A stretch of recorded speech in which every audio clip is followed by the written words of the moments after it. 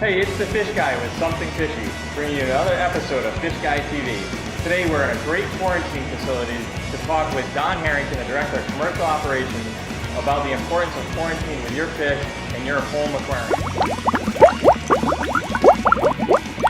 So Donnie, tell me about quarantine and how important it is for people to quarantine their fish before acclimating them to their home aquarium.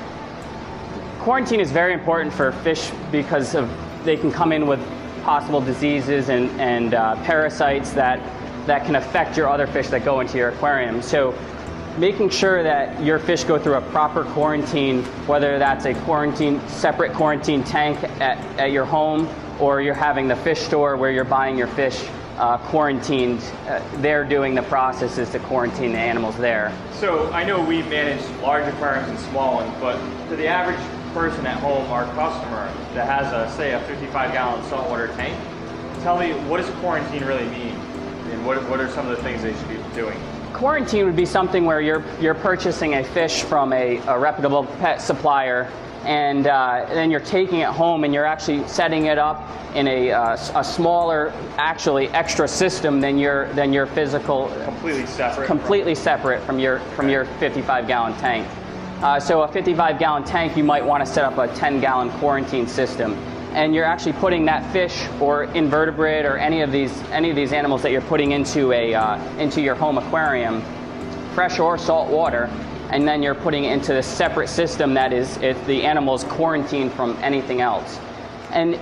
And then you have to follow some quarantine standards, whether that might be your 7 days or 30 days of quarantine. It could be an observational quarantine where you're just bringing the animal in to acclimate to a system, and you're just watching it observationally through your methods. Okay, so just to review, if I have a 55-gallon tank at home and I go to the store, preferably an aquatic specialty store, that has seemingly healthy fish, no visible spots, stresses, or diseases, and is eating, I bring that home, I might put that in a quarantine tank all but on its own and just observe them for 7 to 10 days or so, and if everything's good, then I can acclimate them to my tank.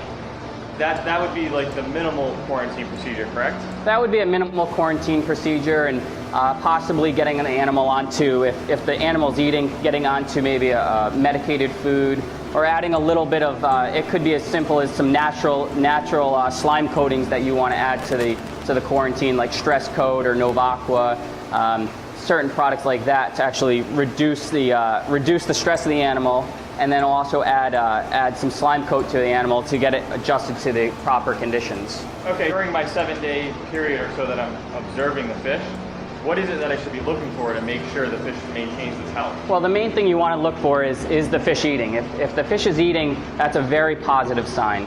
The other thing you want to look for is coloration in the fish. Any stress levels, generally stress in a fish allows the animal to discolor, so it'll get blotchiness, or if there's a bright red fish, it could go to a pink pale fish. Those are telltale signs that there could be stress or something in the environment that's bugging the animal. The other thing is eye color. Just like you and I, we want really clear eyes. So looking at the overall eye of the animal is going to tell you a lot about how the animal's health is. And then obviously, if we see any problems with that, there are medications that we should consult with our store for to make sure that. Yeah, you want to consult with a reputable store to make sure that you're treating with the right medications. And there are so many different types of medications out there, and really let the experts decide what type of medications that you're going to be putting into the system based on what's going on with your animal. So, and then it's also true that in addition to quarantining fish coming into your system, if you have a healthy system, but for whatever reason a fish gets sick, if you have a quarantine tank, you could, if possible, take that fish from your display and put it into the quarantine and follow very similar procedures, correct? Absolutely. It's always nice if you have the ability to take an animal that you may not feel is doing the right behaviors or is having some of these symptoms.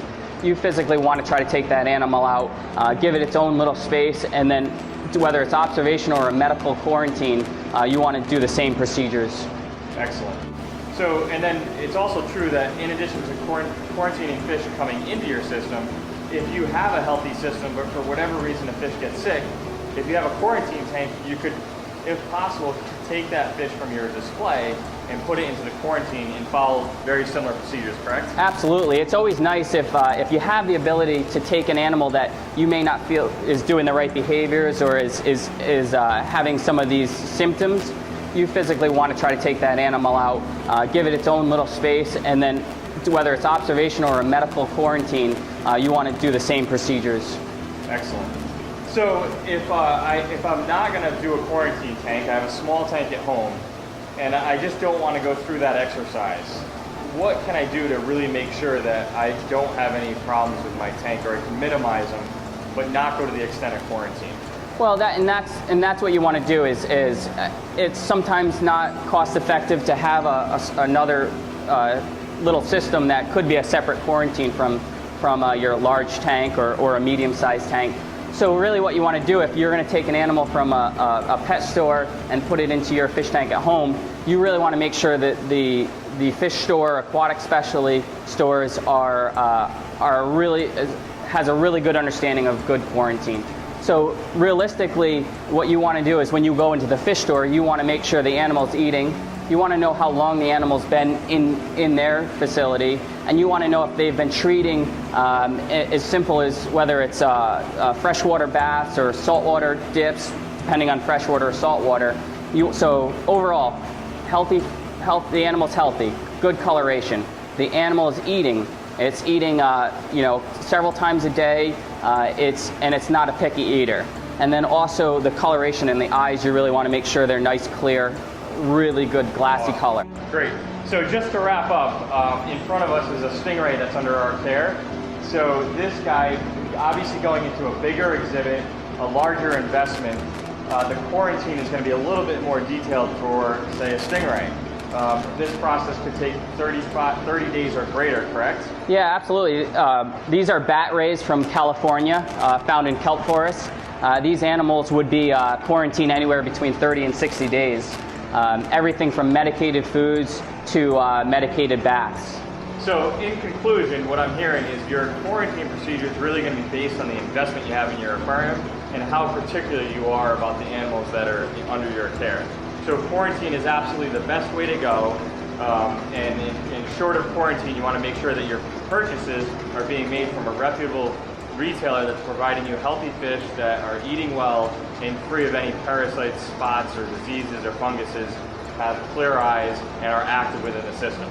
Yeah, and that will eliminate a lot of these little issues. So buying from the proper source is really going to save you a lot of time and money in the future. Awesome. That's great. Well, lots of great tips today on the quarantine procedure. Donnie, thanks very much for helping out and being part of Fish Guide TV.